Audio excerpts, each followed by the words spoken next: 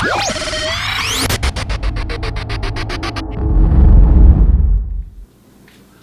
it going? Coach Ryan here. The month is Dead-U-Ary, the place is the Viper Pit, and today we're going to talk about reverse band deadlifts. We've already talked about banded deadlifts. Now we're going to talk about reverse band deadlifts.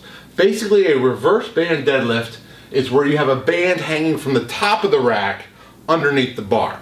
With regular banded deadlifts, the band is over the bar, creating more resistance as you pull up. This is actually going to help you lift up, at least at the bottom.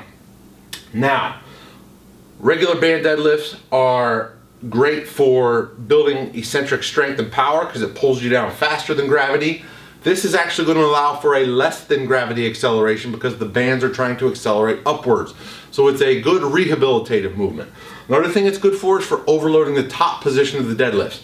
As you pull and the band shortens, you get less help from the band. So some people call this the future method, where it enables you to handle weights that you will eventually be able to handle in the future. Disclaimer, this is a prime exercise for the gym douchebags out there. Don't be a gym douchebag.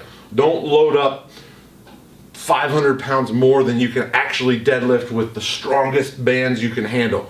Use a moderate band to get a little bit of assistance off the floor. This is just about right for this setup. If you don't have band pegs at the top, you can just loop it over the power rack. But if you look, it's light enough that I can even just lift it up with one finger like that. So you set up your bands, pulling down. Ideally, now I'm just going to give you an example. I'm going to lift up, and then it's going to get heavier as I lift up because the bands are offering less resistance. Ideal world, you would want to set it up so that the bar comes completely out of the bands at the top so that you're holding 100% of the weight. Depending on your setup, that might not be possible. It's going to be real easy off the floor and then get heavier at the top. So it's a great way for adding in overloads. Now, how do you incorporate this into your program? Personally, I like to do a couple sets of it, maybe 2 sets after my main deadlift work, just to get a little bit of overload and to get my brain used to what that heavier weight feels like at the top.